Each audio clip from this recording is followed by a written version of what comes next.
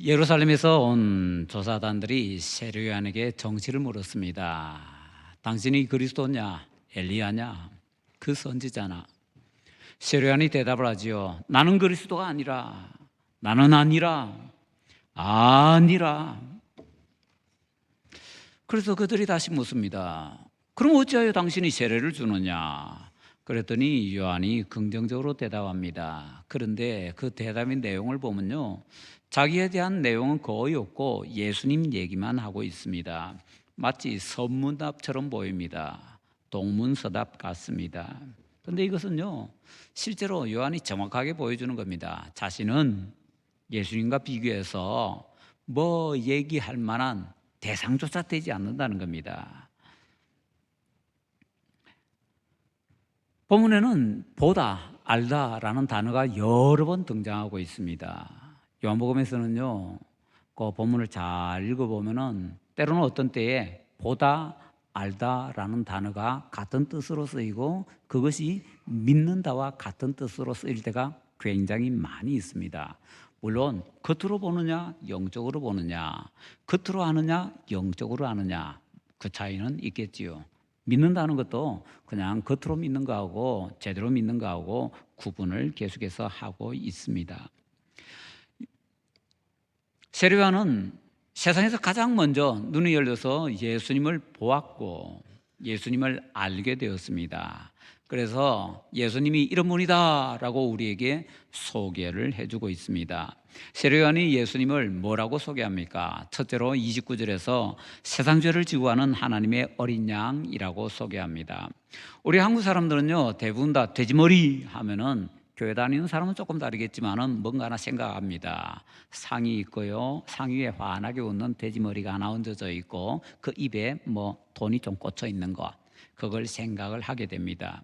한국 사람에게 있어서 돼지머리는 그런 겁니다. 고사 지낼 때 필요한 뭐 꼭 있어야 되는 뭐 어떤 것, 그런 느낌이 유대인들에게 있어서 어린 양이다라고 생각을 하시면 되겠습니다. 제사를 지낼 때 제물 중에서 가장 중요한 제물이 바로 어린 양입니다. 예수님께서 십자가에서 우리의 모든 죄값을 감당하실 때에 그냥 돌아가신 것이 아니라 제물로서 돌아가셨습니다. 그래서 옛날에 있었던 제사와 이것을 가만히 살펴보면요, 구약 시대에 하나님을 믿는 사람들도 제사를 드렸는데 그 제사는 모두 다 십자가를 바라보는 것이고요, 십자가를 가리키는 하나의 모형이었습니다. 그러다가 진짜인 예수님의 십자가가 있으니까 그 다음부터는 이제 하나님을 믿는 사람들은 제사를 지내지 않습니다. 지금 이 시대에도 우리 제대로 된 예수님 믿는 사람들은 제사를 지내지 않습니다. 제사를 지내지 않으려고 노력합니다. 이유는 모든 제사가 예수님의 십자가에서 이루어졌기 때문에 다 성취되었는데 우리가 더 더할 게 뭐가 있겠습니까? 더 더하면은 더하는 자체로 끝장나는데요. 가끔 말씀드리잖아요. 제가 사족을 말씀드립니다. 뱅 그림을 그렸는데 시간도 너무 많이 남고 심심하고 해서 그 뱅 그림에다가 발을 그리는 순간 그 그림은 더 이상 뱀이 아닙니다. 그래서 그것을 사족이라고 하게 되는 거지요. 예수님께서 십자가에서 다 이루셨습니다. 그래서 이제는 더 이상 제사를 지낼 필요가 없는데 이 시대에 뭐 하나님께 드린다고 하면서 뭐 예수님께 드린다고 하면서 또 어떤 명목을 뭐 이렇게 거론하면서 제사를 지낸다. 그건 다 쓸데없는 일이라는 거죠. 사족 만드는 일이다라는 것을 우리가 꼭 기억을 해야 되겠습니다. 자, 그런데 예수님을 지금 세례요한이 세상 죄를 지고 가는 하나님의 어린 양이라고 소개를 하고 있습니다. 세상 죄를 지고 가는 사람들의 죄값을 담당하는 분이다라는 거지요. 자, 그런데 이것에서 우리가 제대로 생각을 해야 되는데요, 세상 죄를 지고 가는 하나님의 어린 양 할 때 이 죄라는 것은요, 우리말에는 이런 구분이 잘 없는데 헬라어나 영어나 이런 데서는 단수 하나짜리, 복수 여러 개짜리 구분이 있습니다. 여기에는요, 그냥 죄 하나 단수입니다. 몽땅 들어서 하나라는 의미가 있습니다. 자, 그것을 기억을 하셔야 되고요, 어떤 대표라는 겁니다. 대표성을 가지고 있습니다. 자, 그런데 예수님께서 이렇게 세상죄를 지고 가는 하나님의 어린 양이라는 이 소개는 무엇을 우리에게 가르쳐 주려고 하는가 하면요, 바로 예수님께서 참 사람이 되어서 이 땅에 오셨다라는 것을 가르쳐 주려고 합니다. 그게 어떻게 연결이 되느냐? 내용은 이렇습니다. 사람의 대표는요, 오직 사람만 할 수 있습니다. 멋진 개가 있다고 해서 개가 사람의 대표가 될 수가 없습니다. 신이라고 해서 신이 사람의 대표가 될 수도 없습니다. 사람은 오직 사람만 대표할 수 있고요, 사람을 바꿀 수 있는 존재는 오직 사람을 통해서만 바꿀 수가 있습니다. 사람을 사람과만 바꿀 수 있다라는 거지요. 그렇기 때문에 사람들의 죄를 대신 짊어지기 위해서는 어떤 짐승이어서는 안 됩니다. 신이어서도 안 됩니다. 꼭 사람이어야 됩니다. 그래서 예수님께서 참 사람이 되어서 이 땅에 오셨습니다. 그래서 우리 사람들의 죄를 담당하는 제물이 되어 주셨습니다. 어린 양은 제물이라는 얘기거든요. 자, 여기서 우리는 꼭 기억을 해야 됩니다. 예수님께서 우리의 죄값을 담당하는 제물이 되어 주셨다라고요. 그런데 사람이 아니면은 죄값을 담당할 수가 없기 때문에, 그래서 예수님께서 참 사람이 되어 이 땅에 오셨다라는 것입니다. 가끔 우리가 좀 낭만적으로 들려서 이런 표현을 쓰려고 하는 경향이 있습니다. 육신을 입고. 그런데 예수님께서 육신을 입고 이 땅에 오셨다는 표현은요, 이단입니다. 다시 말씀드립니다. 예수님께서 육신을 입고 오셨다는 것은 이단입니다. 교회사 속에서 이단으로 이미 교회 회의에서 정죄를 해놓은 정확한 교리입니다. 무슨 얘기냐? 예수님께서 참 사람이시라는 것은 우리 사람과 모든 부분에 있어서 동일하다는 겁니다. 단서 하나 붙인다면 죄는 없으시다라는 단서를 붙이는데요, 죄가 없다는 것 외에는 모든 면에 있어서 예수님께서는 우리 사람과 똑같습니다. 사람에게는 뭐가 있나요? 육신이 있고 영혼이 있지요. 육신을 입고라는 말은 뭔가 하면은 육신을 입고서 예수님께서 영의 자리로 들어오셨다는 표현입니다. 그 예수님의 신성이. 그럼 예수님에게는 영혼이 우리 사람 같은 영혼이 아니라는 얘기입니다. 무슨 말인지 이해가 되세요? 몸은 사람과 똑같은데 영혼은 사람과 같은 유한한 영혼이 아니라 영원하신 신인 예수님이 들어오셨다. 그건 뭡니까? 이단이라는 겁니다. 이단적인 표현입니다. 그래서 육신을 입고라는 것은 성경적으로 100% 잘못된 말이기 때문에 절대로 쓰지 말아야 됩니다. 왜? 이단이기 때문에. 안타깝게도 우리 찬송가에 육신을 입고라는 이 표현이 한 10곡 정도 들어가 있거든요. 우리 교회에서는 그 곡을 절대로 부르지 않습니다. 왜냐하면 이단적인 표현인데 어떻게 잘못해서 그게 찬송가에 들어가 있어서 그거 절대로 안 부르는 겁니다. 혹시나 그 곡 부른다면 그 절 빼고 부르는 것이 바로 우리가 하나님 앞에서 정상적으로 신앙 고백하는 것이다 라고 할 수가 있습니다. 정신대학교 신학대학원 교수들이 이걸 많이 지적을 합니다. 그래도 한국교회 전체가 그냥 이래가지고 따라가고 있는 상황이기 때문에 어떻게 찬송가를 고치지는 못하고 그냥 아는 사람들은 안 부르는 그런 상태로 그냥 가고 있는 것이지요. 자, 그래서 육신을 입고라는 것은 아주 잘못된 이단적인 표현이기 때문에 절대로 쓰지 말아야 되고요. 그럼 우리가 쓸 수 있는 것은 사람이 되어 또는 육신이 되어 라는 표현을 쓸 수가 있습니다. 거기서 말하는 육신은 그냥 몸뚱아리만 말하는 것이 아니고 육신과 영혼 전체, 참 사람을 대신하는 표현입니다. 가끔가다 우리가 사람을 표현할 때 머릿수가 몇 개야 이러잖아요. 몸은 없고 머리만 옵니까? 와 있는 사람을 세는데 그때 중요한 것이 머리이기 때문에, 그래 머리 숫자를 센다고 해서 머리가 몇 개야 이렇게 하는데 사람 전체를 표현할 때 머리라고 하지요. 예수님께서 육신이 되어 오셨다는 것은 참 사람이 되어서 이 땅에 오셨는데 십자가에 못 박혀 돌아가실 때 가장 중요한 것이 육신이 역할을 많이 하잖아요. 그래서 육신을 이제 강조하는 표현입니다. 자, 참 사람이 되어서 예수님께서 이 땅에 오셨습니다. 그래야 참 사람이기 때문에 우리 사람들을 대표해서 세상 죄를 지고 가는 어린 양이 될 수가 있는 것입니다. 두 번째로 30절부터 31절까지 해서 예수님을 세례요한이 뭐라고 표현합니까? 자기보다 먼저 계신 분이라고 표현을 하고 있습니다. 내 뒤에 오는 분인데 자기보다 앞섰다고 합니다. 그러면서 자기보다 먼저 계신다라고 표현을 합니다. 예수님께서 세례보다 나중에 오시죠. 왜냐하면 6개월 뒤에 세상에 출생하시거든요. 그런데 세례요한은 자기보다 예수님께서 먼저 계신 분이라고 합니다. 이게 뭡니까? 말이 안 되잖아요. 예수님께서 세례요한보다 6개월 뒤에 태어나셨는데 세례요한보다 먼저 존재하셨다고요? 그런데 이 말 헷갈리지 말라고 요한 사도는 우리에게 처음부터 가르쳐주고 있습니다. 요한복음 1장 처음으로 한번 가볼까요? 1장 1절부터 3절까지 말씀. 자, 우리 함께 읽겠습니다.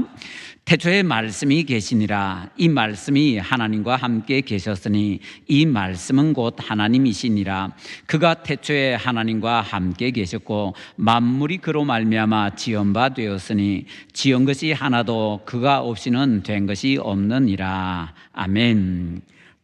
태초에 말씀이 계셨는데 이 말씀이 예수님이라고 합니다. 이 예수님께서 천지를 창조하셨다라고 합니다. 그래서 요한복음 1장 1절부터 3절까지 해서 우리가 꼭 배워야 되는 것은요, 예수님께서는 중간에 생긴 분이 아니라는 겁니다. 원래 시작이 없이 영원하게 태초부터, 그냥 태초 이전부터 예수님께서는 계셨던 분이다라는 것 하나. 그 다음에 또 하나는요, 천지를 창조할 때 하나님 아버지만 창조하신 것이 아니고 하나님 아버지와 성령 하나님과 성자 예수님 삼위일체가 세상을 함께 창조하셨습니다. 그래서 예수님은요, 창조주이십니다. 세례요한이 예수님께서 자기보다 먼저 계신 분이라는 표현은 뭡니까? 참 하나님이라는 겁니다. 나보다 먼저 계신 분, 영원 전부터 계신 분, 그리고 이 세상을 창조하신 분, 참 하나님으로서 예수님을 우리에게 소개를 해주고 있는 것입니다. 중요한 것은요, 예수님께서 참 사람이기만 한 것이 아니라 동시에 참 하나님이기도 하시다라는 것입니다. 이걸 우리가 정확하게 알아야 됩니다. 자, 그래서 이것이 어떻게, 왜 중요하냐? 예, 엄청나게 중요합니다. 다시 한번 보십시다. 예수님께서는 참 사람이 되셨기 때문에 사람의 대표가 되어서 십자가에서 제물이 되어서 우리 죄를 담당하실 수가 있습니다. 그런데 사람이라는 것은요, 제한적입니다. 유한합니다. 한 사람의 생명을 몇 사람과 바꿀 수 있겠습니까? 정확하게 말하자면 한 사람의 생명은 한 사람과만 바꿀 수가 있습니다. 예수님께서 사람이 되셨으니까 한 사람만 위해서 죽어줄 수 있네요? 그럼 나머지는요? 여기 이 수많은 사람 가운데 누구 한 사람만 구원받고 나머지는 다 구원 못 받으면 우리 옆에 사람 짓밟고라서 구원받고 싶지 않을까요? 그래서 그런 일이 생기지 않도록 하기 위해서 예수님께서는 하나님으로서 이 땅에 오셔서 참 사람으로서 모든 사람을 위해서 죽어주시지만 참 하나님으로서 그것이 모든 사람들에게 적용이 되어서 구원받을 수 있도록 만들어줄 수가 있는 겁니다. 예수님께서 참 사람이 아니면은요, 우리 죄를 위해서 죽어주실 수가 없습니다. 우리 죄는 항상 그대로 있습니다. 하나님은 우리 죄를 없애줄 수 있냐고요? 불가능합니다. 왜요? 하나님께서 아무 근거도 없이 우리 죄를 없애주면 바로 그 순간 하나님은 하나님이 아닙니다. 공의를 잃어버리기 때문에 하나님 자격을 잃어버립니다. 그래서 하나님 자격을 유지하면서 우리를 구원하시기 위해서는 우리 죄값을 대신 치러야 되는데 예수님께서 참 사람이 되어서 오셔서 우리 죄값을 대신 치러주셨는데 문제는 사람으로서는 한 사람밖에 못 구원하니까 참 하나님으로서 모든 사람을 구원하실 수 있는 전능한 능력을 베풀어야 된다라는 것이지요. 그래서 세례요한이 말하는 첫 번째, 두 번째를 합치면은 예수님께서 사람이 되어서 우리 대신에 십자가에 못 박혀 죽어주셨고 참 하나님으로서 우리 모든 믿는 사람들을 구원해 주실 수 있다라고 이렇게 두 가지를 우리가 정리할 수 있는 것입니다. 이걸 처음 깨달은 사람이 바로 세례요한입니다. 세례요한은 이것을 처음부터 깨달았을까요? 아니요. 우리 본문의 31절, 33절에 보면요, 세례요한 자기도 몰랐다고 합니다. 근데 하나님께서 가르쳐 주셨대요. 가르쳐 주셨기 때문에 그때야 비로소 깨닫고서 보라, 세상 죄를 지고 하는 하나님의 어린 양이로다. 그는 나보다 먼저 계신 분이다. 이렇게 확실하게 선포를 할 수 있게 되었던 것이지요. 자, 그 다음에 이제 세 번째로 세례요한은 예수님을 어떤 분이라고 합니까? 32절, 33절 말씀을 보니까 성령으로 세례를 주시는 분이라고 합니다. 예수님께서 죄인의 대표가 되어서 요단강에서 세례를 받으셨습니다. 그렇게 세례를 받으면서 예수님께서 그와 동시에 하늘이 열리면서 성령을 받으셨습니다. 이것은요, 지금까지는 예수님께서 공적인 인생을 살지 않으셨지만 이제부터는 공적인 인생을 사신다는 표현입니다. 다른 말로 바꾸면은요, 바로 이 요단강에서 세례를 받으시고 성령님을 받으심으로부터 예수님께서 구원자의 사역을 시작하신다라는 표현입니다. 그 이전까지는 구원자 사역을 시작하지 않으십니다. 요단강 이전에 뭐 예수님께서 무슨 기적을 일으켰다, 이 다 거짓말입니다. 예수님께서 어릴 때 무슨 기적 행했다, 다 거짓말입니다. 요단강에서 세례를 받고 성령을 받으신 이후에야 비로소 구원자로서 예수님께서는 활동을 하십니다. 자, 그래서 예수님께서 이 세례받고 성령님을 받는 것은요, 구원자로 활동하기 위해서 성령을 받으신 것이다. 꼭 기억하셔야 됩니다. 다시 말씀드립니다. 예수님께서 요단강에서 세례받고 성령을 받으신 것은 구원받기 위해서가 아니고 구원자로서 활동하기 위해서, 말하자면 구원자로서의 능력, 그 원동력을 성령님으로 받아서 그렇게 활동을 하시게 되었다라는 것입니다. 이걸 꼭 잘 이해를 하셔야 됩니다. 왜냐하면 수많은 사람들이 이걸 잘못 이해해서 예수님께서 요단강에서 세례받고 성령님을 받은 것은 우리 신자들의 뭐 표상이다라고 얘기를 합니다. 그거 완전히 잘못된 말입니다. 그렇게 주장하는 사람들은 나중에 뭐라고 하는가 하면요, 회개하고 세례받고 성령 받은 최초의 사람이 예수님이라고 합니다. 그 말을 뒤집으면 무슨 표현이 되는 줄 아십니까? 예수님은 세계 최초의 그리스도인이 되었다는 표현입니다. 예수님이 세계 최초의 그리스도인이 되었다, 말 되나요 이게? 말이 안 되는 소리거든요. 예수님께서 성령 받으신 것은 죄사함 받고 구원받기 위해서가 아니고 구원자가 되기 위해서입니다. 다시 말하면 우리가 성령 받는 목적과 예수님께서 성령 받으신 목적 자체가 다릅니다. 우리는 구원받는다고 해서 구원자가 될 수가 없습니다. 구원을 받을 수만 있습니다. 그렇기 때문에 요단강에서 세례받고 성령 받으신 예수님을 우리가 본받아야 되는 모델이다, 표상이다, 이런 표현 함부로 쓰면 절대로 안 된다라는 것입니다. 예수님께서 요단강에서 이렇게 성령님을 받으신 것은 메시아로서 활동을 하시기 위해서입니다. 메시아가 뭐지요? 메시아는 그 히브리어입니다. 우리는 몇 개국어를 할 줄 압니다. 히브리어, 메시아 알지요? 그 다음에는 헬라어, 지금 그리스 사람들이 안 쓰는 고대 그리스어거든요. 고대 그리스어로는 그리스도라고 합니다. 한국어로는 뭐라고 하는 줄 아세요? 기름 부음 받은 자, 세 개가 같은 말이거든요.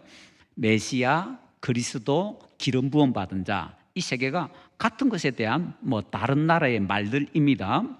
예수님께서는 메시아, 그리스도로서 활동하시기 위해서 성령님을 받으셨습니다. 그래서 그런 분으로서 우리에게 성령 세례를 주신다라는 것입니다.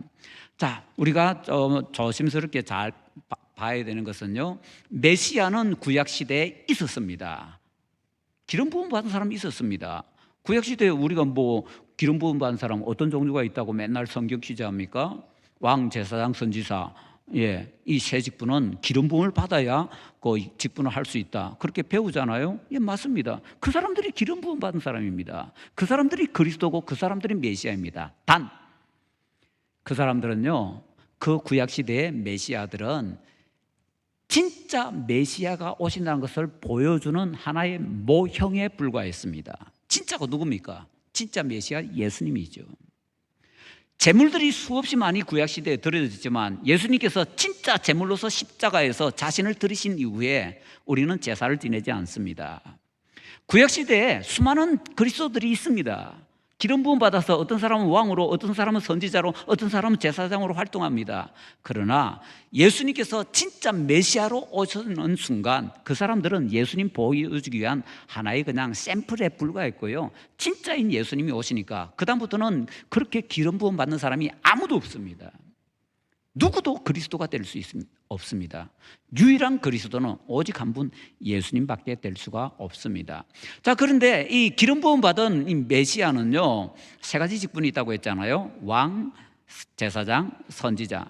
그렇다면 여기에서 성령으로 세례를 주는 분은 어떤 직분일까요? 제사장입니다. 그걸 우리가 쉽게 생각할 수 있습니다. 세례요한이 사람들에게 세례를 줬습니다. 왕으로서 줬나요?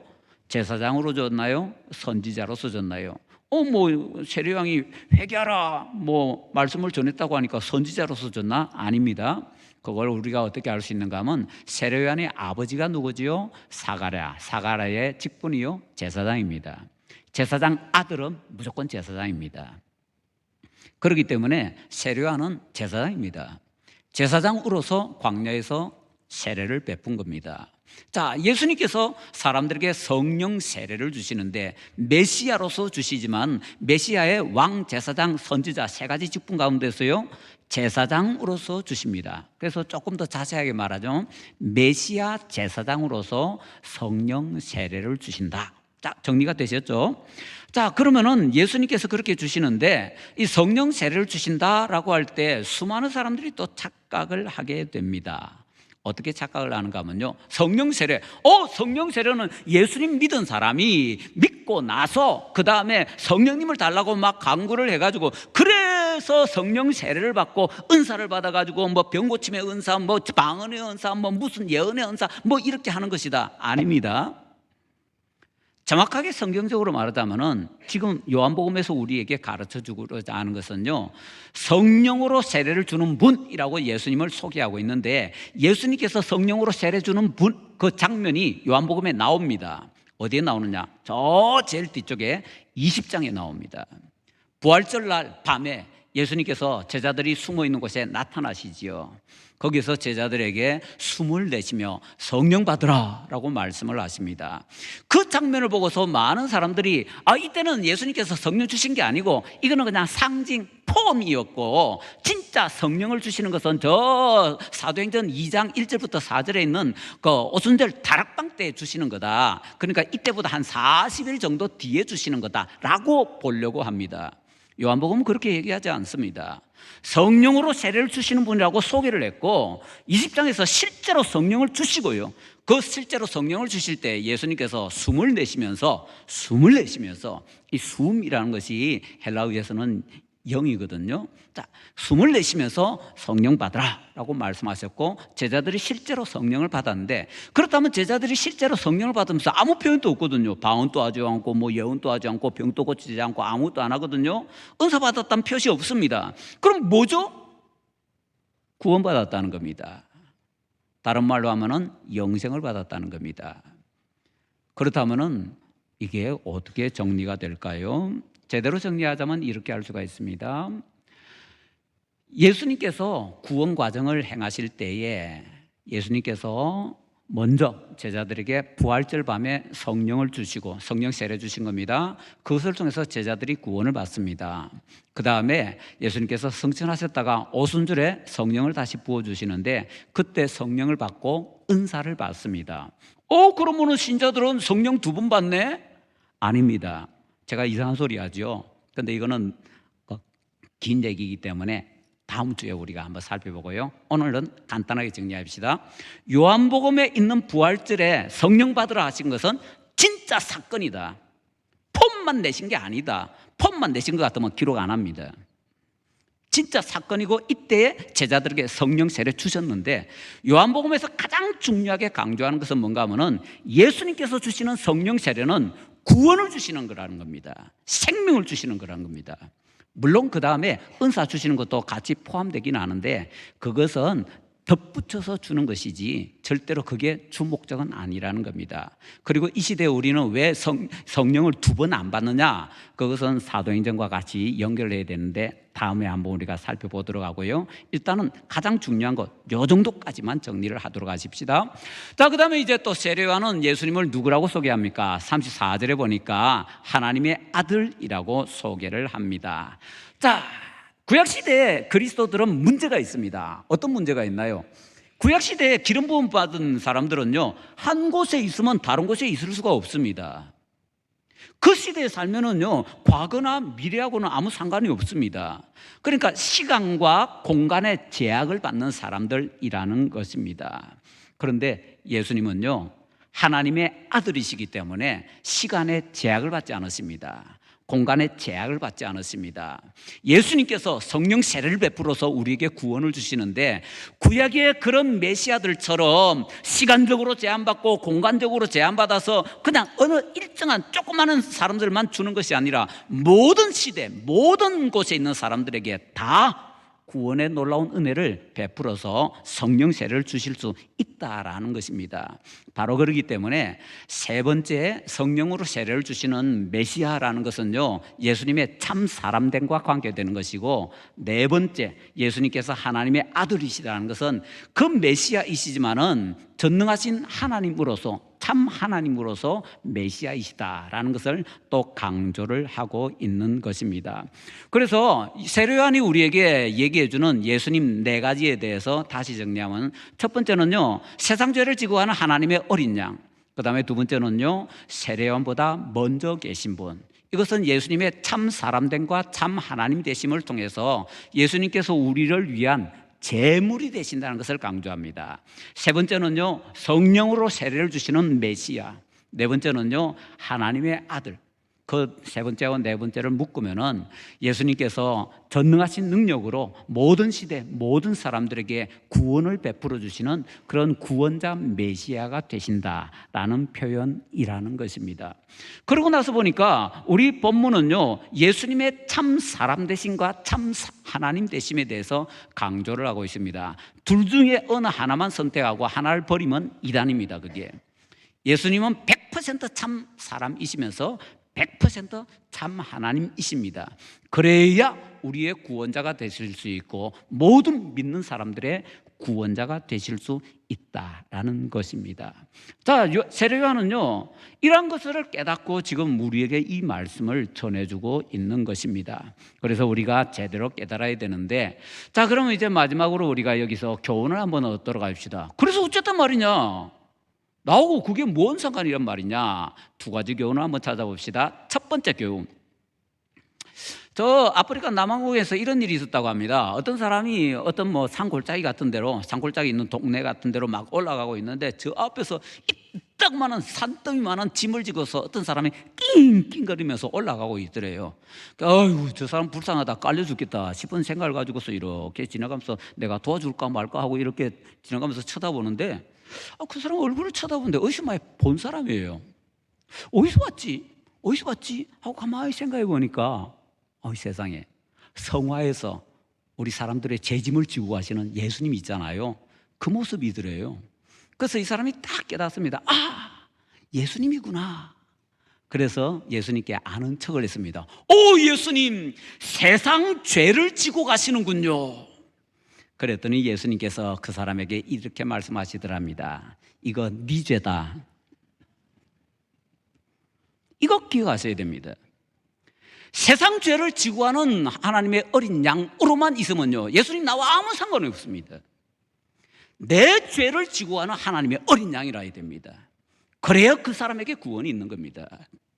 세상 죄를 지고 하는 하나님의 어린 양, 그런 객관적인 것은요, 그거는 알고 있어도 상관은 없지만 우리의 구원과는 아무 상관이 없습니다.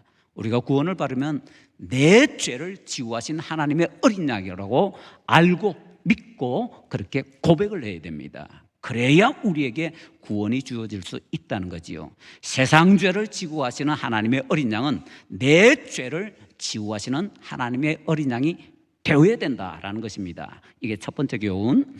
그 다음에 두 번째 교훈은요, 또 어떤 것을 구할 수 있을까요? 이러한 내용들을 세상에서 가장 먼저 깨달은 사람이 세례 요한이라고 말씀을 드렸습니다. 그런데 세례 요한이 이제 처음부터 이래 나오면서 계속해서 자꾸 말을 합니다. 그런데 세례 요한이 말을 하는 내용을 보면 자기는 아니다, 아니다, 아니다 그러면서 예수님에 대해서는 갈수록 높이려고 하고 있습니다. 이 장면을 우리가 봐야 됩니다. 그래서 세례 요한이 어떻게 해서 이렇게 할 수 있었지? 보니까 우리 본문에서 보다 알다가 강조가 된다고 했죠. 세례 요한은 예수님의 영광을 보았습니다. 보다에 대해서 조금만 더 얘기하면요, 본문에서 보다라는 중에서 굉장히 중요한 것 중에 하나는 예수님께서 세례를 받으시면서 하늘이 열리잖아요. 그래서 세례 요한이 뭐라고 합니까? 내가 보고 내가 보니라고 하지요. 그 말이 굉장히 중요한 말입니다. 우리는 착각합니다. 예수님께서 세례 받으신 이후에 하늘이 열리고 성령님께서 비둘기 같은 형태로 예수님 위에 임할 때 거기에 있는 모든 사람들이 봤다고요. 아닙니다. 본 사람은 딱 둘입니다. 성령님께서 비둘기 같은 모습으로 예수님 위에 오셔서 머무는 것을 본 사람은 딱 둘인데 예수님께서 보셨습니다. 다른 복음서 보면은 예수님께서 보십니다. 그 다음에 두 번째 본 사람이 누구냐? 세례 요한입니다. 나머지 사람들은 못 봤습니다. 다 봤다고 착각하시면 안 됩니다. 예수님의 영광을 본 사람은 세례 요한이 유일합니다. 세례 요한이 예수님의 영광을 보았습니다. 그리고 저분이 어떤 분인가 깨달았습니다. 보고 알았습니다. 그러니까 믿게 됐지요. 그래서 그 세례 요한이 그 마음이 뜨거워져서 그 뜨끈뜨끈한 마음으로 있을 수가 없어서 그래서 사람들에게 전하는 겁니다. 보라, 세상 죄를 지고 하는 하나님의 어린 양이로다. 저분은 나보다 먼저 계신 분이라. 저분은 성령으로 세례를 주시는 분이라. 저분은 계속해서 이렇게 세례 요한이 큰 소리 외치면서 마지막에 하나님의 아들이라고까지 그렇게 부르짖는 겁니다. 바로 이 모습. 내가 예수 믿고 구원받았다면 나의 마음도 세례 요한처럼 좀 뜨끈뜨끈해져야 된다는 겁니다. 그래서 사람들에게 예수님 한번 믿어보세요. 전할 수 있어야 된다는 겁니다. 나는 좀 입 다물고 싶은데 내 속이 뜨거워져서 주전자에 물 끓이면요, 처음에는 가만히 있지만 물이 막 끓기 시작하면 뚜껑이 가만히 안 있잖아요. 들썩들썩합니다. 그런 것처럼 내가 예수 믿고 진짜 내가 구원받았다면은 내 속에서 예수님 믿고 구원받은 그 감격 때문에 옆에 사람들에게 예수 하다 못해 그냥 다른 말 할 거 없으면 나 예수님 믿는 사람이에요 이렇게라도 얘기를 하게 되어 있다라는 겁니다. 세례 요한 같은 이런 마음의 감동, 감격, 이것을 우리가 회복을 해야 된다라는 얘기지요. 세례 요한의 이 말을 통해서 이 두 가지 꼭 기억하고 다시 한번 회복할 수 있는 우리 모두가 되시기를 예수님 이름으로 축원합니다.